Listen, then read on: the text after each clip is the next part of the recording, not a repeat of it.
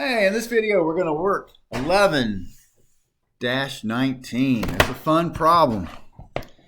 First part we need to do is work contribution margin per unit. Now, in the prior video, we calculated the contribution margin income statement.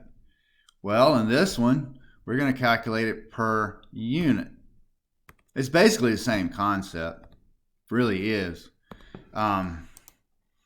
It's sales or total sales minus variable costs or total variable costs. So the contribution margin income statement, total sales minus total variable costs. Per unit is sales per unit minus variable costs per unit. So for A, it would be 200 minus 80 or 120. And I'm going to abbreviate contribution margin CM. So the contribution margin per unit is $120. Okay, that's it. We're done. Letter A.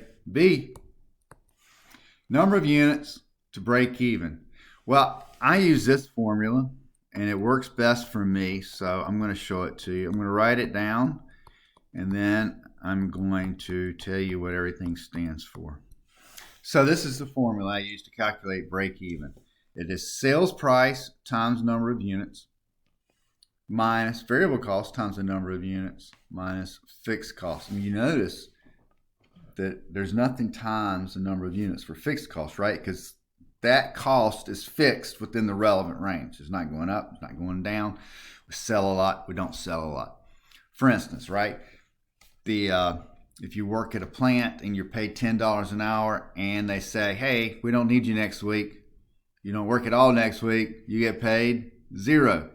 Their expense, $0. So that's variable cost. However, the plant manager probably did work that week and did get paid because the plant manager's salary is fixed cost.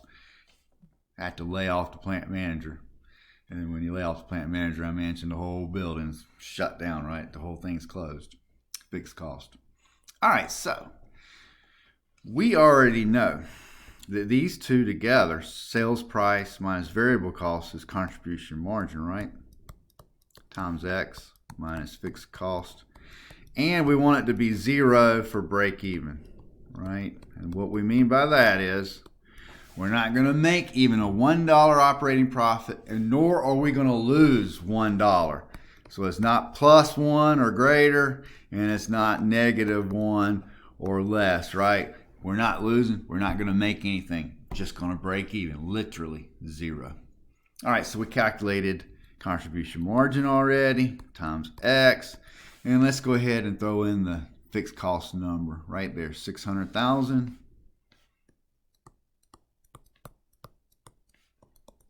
And we'll go out a little bit further than we normally would, maybe mathematically wise.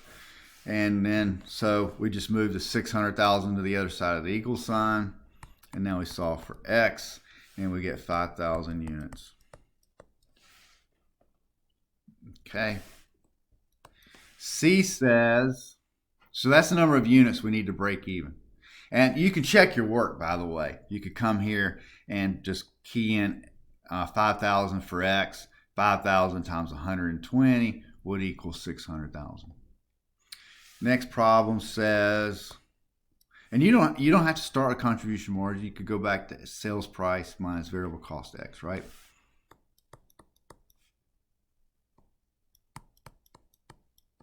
The third problem, letter C, says we don't want to just break even. Why would we do that? We need to have a profit, 240,000 operating profit. Well, we can fill in everything now and solve for X. And that'll give us the number of units we need to sell to earn a profit of 240,000. Well, finish solving for the equation and you get 7,000. 7,000 units. And that makes sense too, by the way. It's got to be more than break even, right? So again, contribution margin. How much do we have left over after we pay fixed costs to earn a profit? Well, we got to sell more than 5,000 units because we break even. So everything over 5,000 that we sell will contribute to a profit. 7,000 units leads to a $240,000 operating profit. And also, like the last time, you could plug in 7,000 there and make sure that that's the answer, that you get 240. Letter D, determine the margin of safety. All right, so the margin of safety. You can abbreviate margin of safety, percent MOS. And the formula is budgeted sales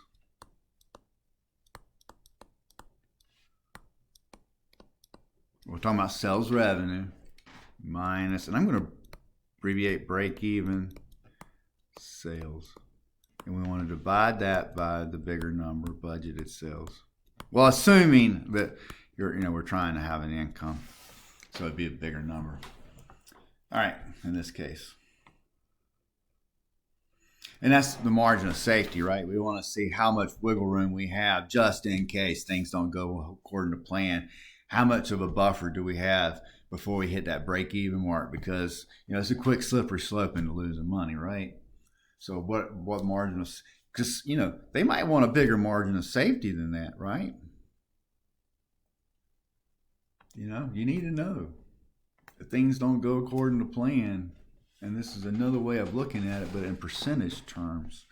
All right, so a little quick off to the side. So we said 7,000 units is budgeted sales and 5,000 units is break even, right? Put break even and then budget. All right, so but both of them need to be multiplied by 120.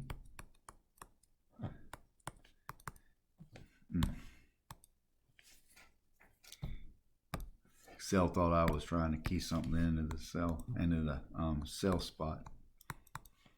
So that's 1.4 million, and then this one is 1 million.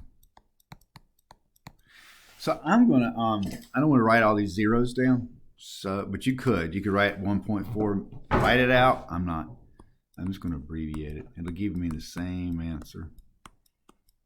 So again, I could put 1,400,000, minus 1,000,000, divided by 1,400,000.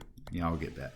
All right, so when we do the math, we get 28.6% rounded. This is rounded.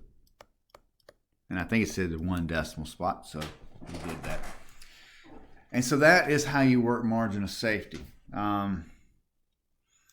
Again, it just gives you an idea of, how much your budget is higher than break even. All right. And it also becomes like an early warning detection system, if you want to think of it that way, that let you know, things are not going well, we're off 10%. Well, immediately, if sales are off 10%, you're not going to lose money, right? But you need to turn things around if you're going to hit your goals for the year. All right, so I think this is everything I can do with this problem, break even and margin of safety. If you have any questions, as always, please email me. Thank you.